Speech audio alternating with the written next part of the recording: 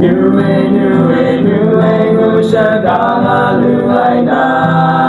Nea Pratakarai Jidu Pringa Pratinya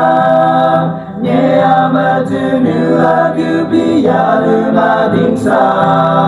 Shingnum Nampe Dayang Aiduna Oh Nuwe Luna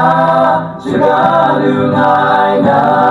Rai Jidu Ranking Anyensa Oh Nuwe Luna Shagalu Aina Rai Jidu Beshapon Kinga Sakrum Lam Taruaya Gai Lolo Krum Rai Jim Nye Van Tengo Nye Amatu Prosunya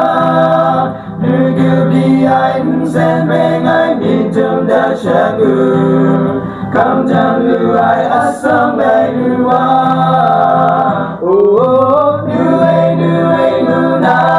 Shagalu Aina Rai Jidu Ranking Anyensa Oh Nuwe Luna Shagalu Aina Rai Jidu Beshapon Kinga Kalam Lam Nika Jiga Ren Krumwai Tenta Shulam Luna Grupinta Yu Yang Mamunga Oh Rai Ting Mung Ai Vega Lai Mung So Ai Lunga Dai Go Nye Abun Kun Dai Wa Oh Nuwe Luna Shagalu Aina Rai Jidu Ranking Anyensa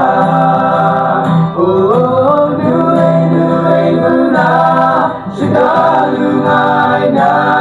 Rai Jidu Beshapon Kinga Kalabung Li Shajang Ong Dang Wai Ten Ngai Gabu Ai Ta Gao Gabu Bi Tik Ai Go Nu Asum Sai Mi Manu Yang Ai Mun Gao Gabu Gao Shakun Luna Marai Jan Wa Oh Nuwe Luna Shagalu Aina Rai Jidu Ranking Anyensa Oh Nuwe Luna Shagalu Aina Rai Jidu Beshapon Kinga Oh Nuwe Luna Shagalu Aina Rai Jidu Ranking Anyensa Oh Nuwe Luna Shagalu Aina Rai Jidu Beshapon Kinga